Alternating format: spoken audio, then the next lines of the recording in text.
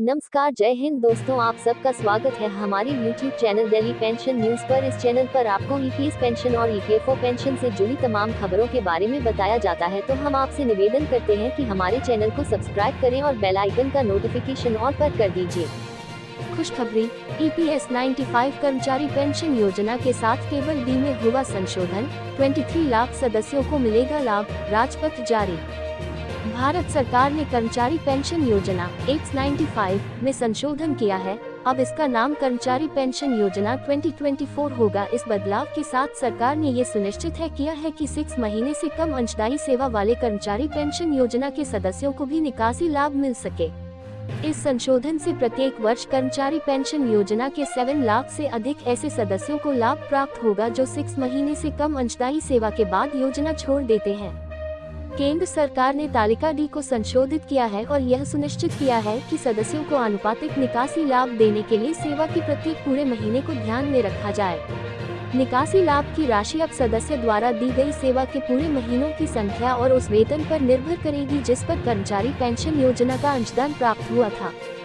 भारत सरकार के श्रम और रोजगार मंत्रालय ने ईपीएस 95 के तहत टेबल डी में संशोधन किया है, जो योजना के पैरा 14 के तहत निकासी लाभ की गणना के लिए उपयोग किया जाता है। 1. सेवा के वर्षों के बजाय सेवा के पूर्ण महीनों को आधार बनाना। पहले जहां सेवा के वर्षों को गणना का आधार माना जाता था, अब से पेंशन के लिए पात्र नहीं होने वाले मामलों में सेवा के पूर्ण महीनों को निकासी लाभ की गणना के लिए आधार माना जाएगा। 2. अधिसूचना की तारीख के बाद सभी मामलों पर लागू। संशोधित टेबल डी योजना के पैरा 6 के अनुसार सेवा छोड़ने की तारीख के बावजूद अधिसूचना की तारीख के बाद निपटाए गए सभी निकासी लाभ मामलों पर लागू होगी। 3. 58 वर्ष की आयु से पहले के मामलों में अपवाद।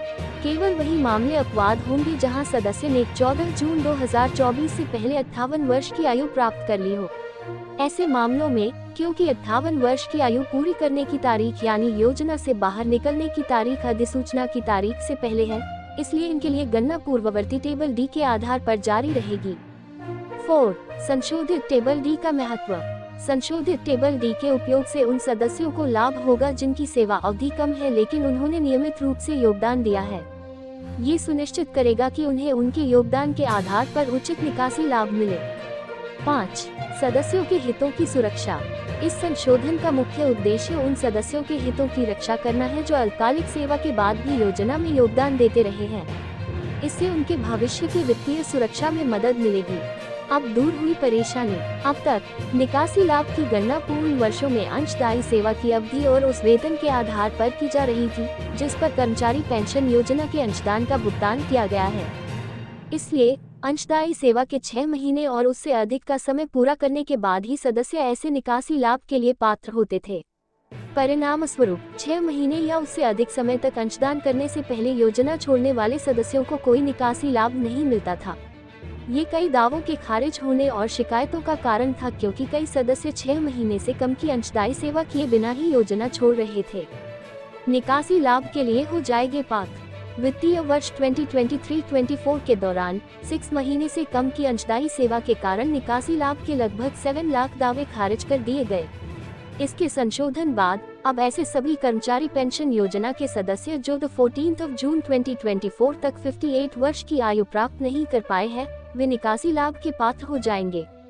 अब ज्यादा होगा फायदा। इससे पहले तालिका डी के अंतर्गत गणना में प्रत्येक पूर्ण वर्ष के बाद 6 महीने से कम समय के लिए की गई सेवा की अवधि को नजरअंदाज कर दिया गया था। इसके परिणाम स्वरूप कई मामलों में निकासी लाभ की कम राशि प्राप्त हुई। तालिका डी के संशोधन के साथ निकासी लाभ की गणना के लिए अंशदायी सेवा को अब पूर्ण महीनों में माना जाएगा। इससे निकासी लाभ का उचित भुगतान सुनिश्चित होगा। उदाहरण के लिए 2 वर्ष और 5 महीने की अंशदायी सेवा और 15,000 प्रति माह वेतन के बाद निकासी लाभ लेने वाला सदस्य पहले 29,850 रुपये की निकासी लाभ का हकदार था। अब उसे 36,000 रुपये का निकासी लाभ प्राप्त होगा।